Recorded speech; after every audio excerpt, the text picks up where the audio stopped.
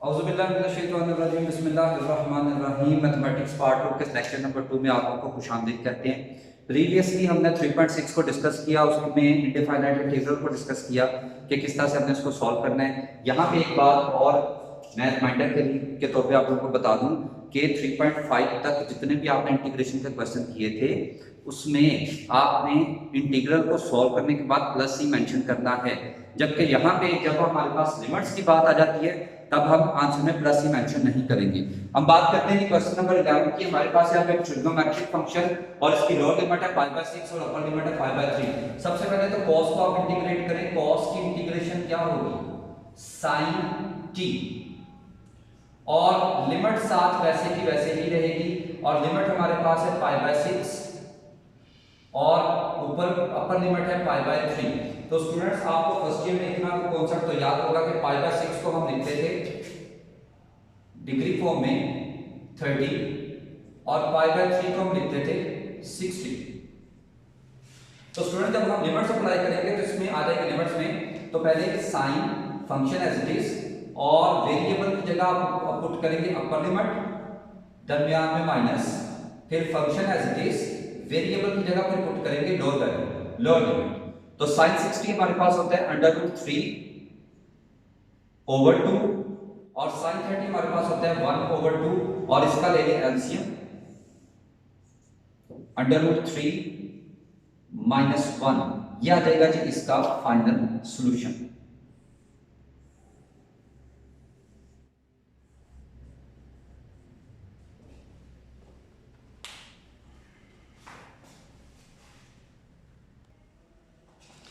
जी तो student next हमारे पास है क्वेश्चन नंबर 15। हमारे पास है 0 to π/4 integral 0 to π/4 cos theta plus sin theta over 2 cos square theta. सबसे पहले तो आपने क्या करना है, इस कांस्टेंट को बाहर निकाल देना, क्योंकि इस कांस्टेंट का क्वेश्चन में कोई लेना देना नहीं है। तो ये आ जाएगा 0 to π/4 और इसको अलग-अलग डिवाइड कर दें तो ये आ जाएगा cos theta over cos square theta plus sin theta over sin square theta, sorry cos square theta.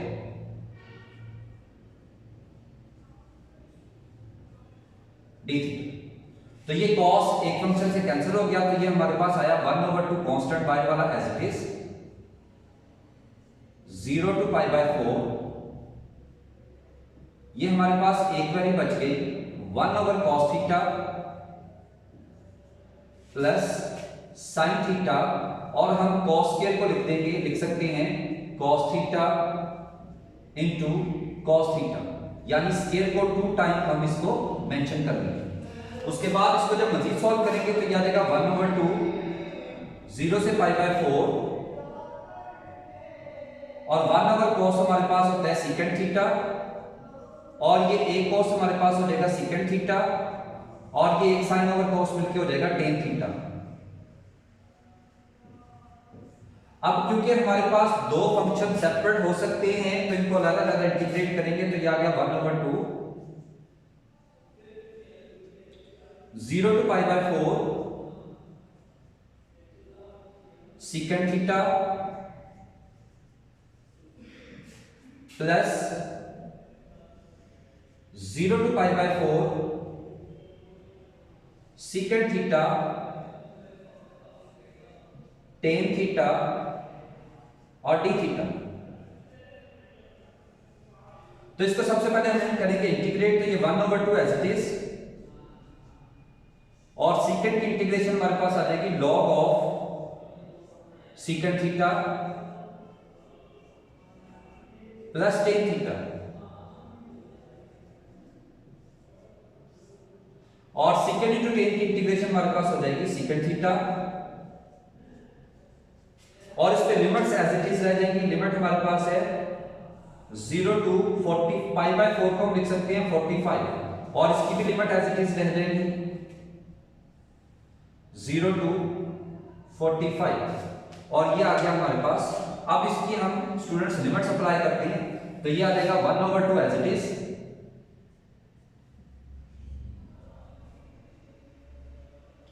पहले ये फंक्शन में थीटा की जगह हम 45 पुट करेंगे log of secant 45 plus tan 45।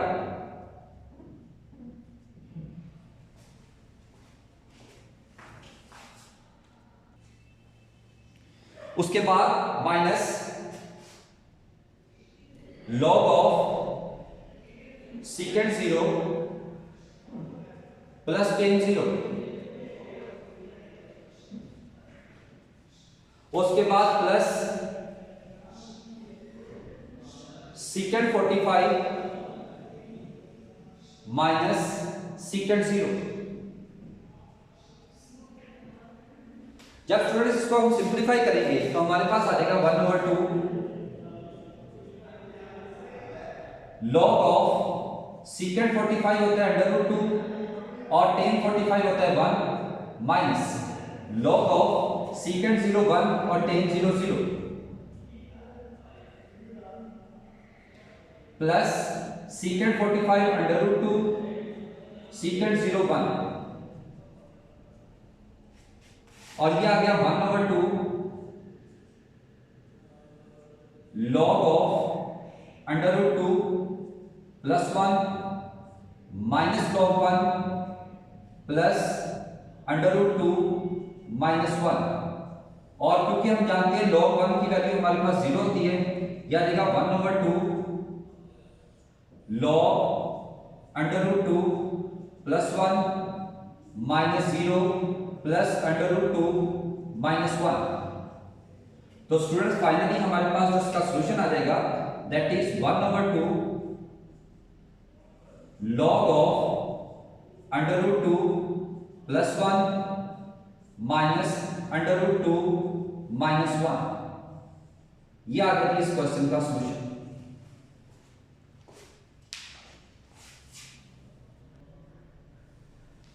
जी तो स्टूडेंट नेक्स्ट हमारे पास है क्वेश्चन नंबर 16। हमारे पास है इंटीग्रल 0 से π/6 और cos क्यूब थीटा। तो इसको सिंपलीफिकेशन करने के लिए इसको पहले थोड़ा सा सॉल्व करेंगे हम। ये आ जाएगा 0 से π/6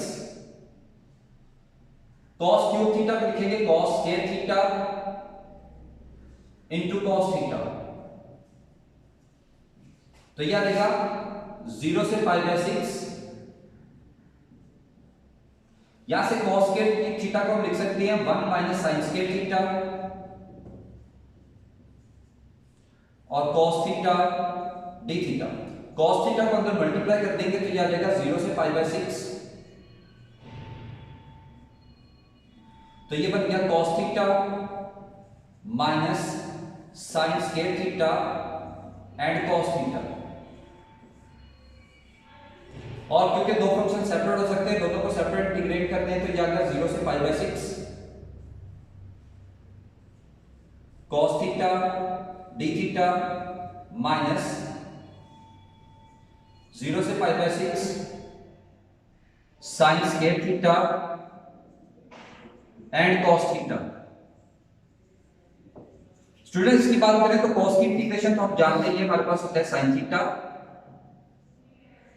और लिमिट इसकी आ जाएगी 0 से π/6 यानी 30। और यहां पे हमारे पास ये बन गया फंक्शन विद पावर। तो यहां पे f ऑफ थीटा हमारे पास आ गया sin थीटा और इसका डेरिवेटिव वो हमारे पास होता है cos थीटा। तो फंक्शन हो विद एनी पावर, साथ में आ जाए फंक्शन का डेरिवेटिव, तो फंक्शन पे पावर रूल अप्लाई करेंगे तो ये आ जाएगा sin 2 + 1 ओवर 2 + 1 0 to π/6। तो ये हमारे पास जब इस पे हम ये π/6 की जगह इसको भी 30 कर देंगे, 30 लिख सकते हैं इसे। तो ये हमारे पास आ गया sin थीटा 0 से 30 माइनस sin 3 थीटा ओवर 3 0 से 30। तो जब इस पे लिमिट अप्लाई करेंगे तो यह आ जाएगा sin 30 माइनस sin 0 और ये कांस्टेंट बाहर यह आ जाएगा sin cube 30 minus sin cube 0। तो साइन 30 हमारे पास होता है 1/2 और साइन 0 की वैल्यू होती है 0 माइनस 1/3 और यहाँ पे साइन 30 1/2 पावर 3 और साइन 0 0 पावर 3। तो यह देगा 1/2 माइनस 1/3 और ये बन गया 1/8 माइनस 0। तो यह देगा 1/2 माइनस 1/24। तो यहां से 24 इसका एलसीएम हो जाएगा, तो यह देगा 12 माइनस 1 और फाइनली हमारे पास आ गया 11/24। ये इसका फाइनल आंसर है।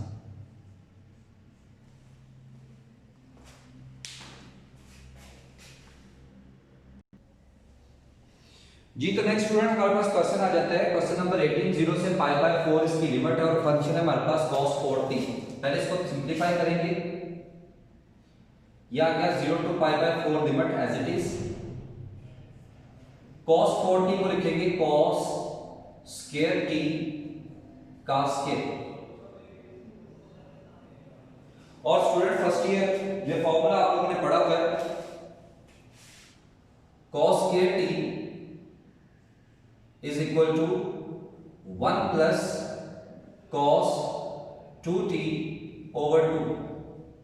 तो इसकी वैल्यू पुट कर देंगे, हमारे पास वैल्यू बनती है इसकी 0 से π/4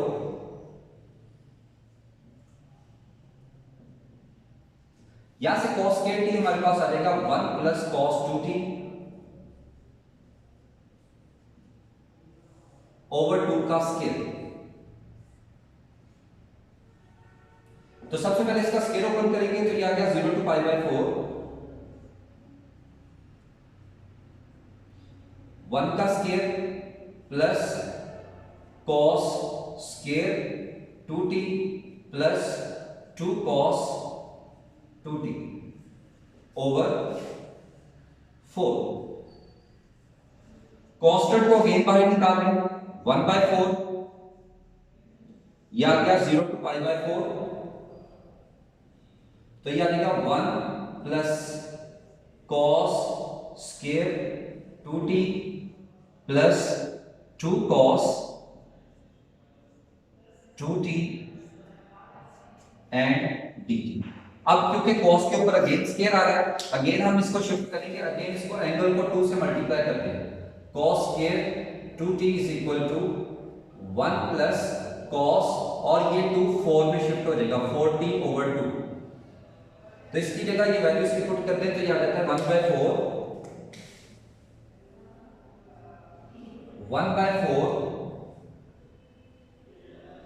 0 to π/4 1 प्लस cos के 2t की जगह आ जाएगा 1 plus cos 4t 1 plus cos 4t over 2 और plus 2 cos 2t and dt। इसका अगेन एलसीएम लेंगे तो याद आएगा 1/4 0 to π/4 और इसका एलसीएम बन जाएगा 2 तो ये आ गया 2 plus 1 plus cos 4t plus 4 cos 2t and dt। इस 2 को बाहर निकाल दे कांस्टेंट के साथ ले जाए तो ये आ जाएगा 1/8 और ये बन गया 0 to π/4 या गया 3 plus cos 4t plus 4 cos 2t and dt। और इसको जब सेपरेटली इंटीग्रेट करेंगे तो ये आ जाएगा 1/8 कांस्टेंट एज इट इज, यहां पे 1 बचेगा, 1 का आ जाएगा t और लिमिट 0 से π/4 cos की इंटीग्रेशन आ जाएगी sin 4t और t का मल्टीपल फ्रैक्शन में और ये आ जाएगी लिमिट इसकी 0 to π/4। यहां से ये constant as it is cos 2t इसकी इंटीग्रेशन हो जाएगी sin 2t ओवर t का मल्टीपल फ्रैक्शन में और ये आ गया 0 to π/4। जब इस पे लिमिट अप्लाई करेंगे तो ये आ जाएगा 1/8 3 into pi bye 4 minus 0 plus 1/4 sine 4 into pi bye 4 minus sine 0 plus 2 2 are 4, तो यह आ जाएगा sine 2 sine 2 by bye 4 minus sine 0। तो ये 4 and 4 कैंसल और ये आ गया 2 2 आर 4, तो ये आ जाएगा 1/8, तो ये बन गया 3 pi bye 4 plus 1/4 sine pi minus sine 0 plus 2 sine पाई/2 माइनस साइन 0। जब इसकी वैल्यू पुट करेंगे तो यह आ जाएगा 1/8 3 pi bye 4 plus 1/4 sine pi यानी sine 180 0 sine 0 0 plus 2 into sine 90 की वैल्यू होती है 1 माइनस साइन 0 0। तो फाइनली जब इसको मल्टी सिंप्लीफाई करेंगे तो यह आ जाएगा 1/8 3 pi bye 4 plus 0 plus 2 and that is 1/8 into 3 pi bye 4 plus 2। ये हो जाएगा जी इसका फाइनल सॉल्यूशन।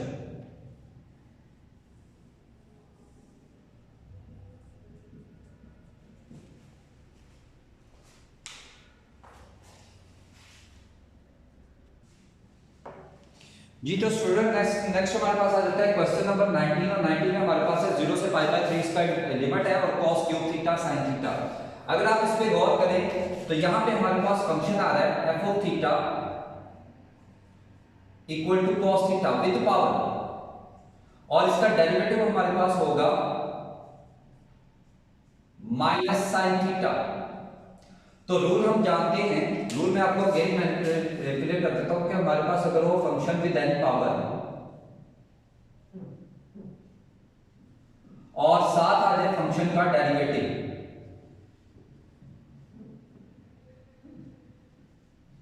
तो हम सिर्फ और सिर्फ फंक्शन पे पावर रूल यूज करेंगे।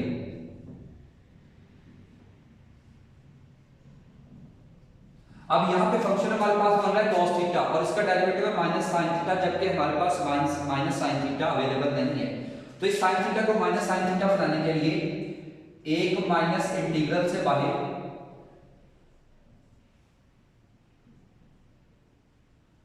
cos क्यूब थीटा और एक माइनस sin के साथ। तो इस रूल के अकॉर्डिंगली फंक्शन है विद एनी पावर, साथ में उसका डेरिवेटिव है, फंक्शन पे पावर रूल अप्लाई करेंगे और ये बन गया cos 3 + 1 थीटा ओवर 3 + 1 और ये आ गया 0 से पाई बाय 3, तो ये आ गया minus cos 4 theta over 4 0 to pi by 3 और इस पे जब आप लिमिट अप्लाई करेंगे तो यह आ जाएगा -1/4 cos 4 पाई बाय 3 हमारे पास होता है 60 माइनस cos 4 0 और यह आ गया -1/4 cos 60 हमारे पास होता है 1/2 पावर 4 और cos 0 आ जाएगा 1 पावर 4, तो यह आ जाएगा माइनस का 1/4 1/16 -1 और इसका एलसीएम ले लें -1/4 यह आ जाएगा 1 -16, तो यह आ जाएगा -1/4 माइनस का 15/16, तो यह आ जाएगा प्लस का 15/64 ये है जी हमारा क्वेश्चन नंबर 19।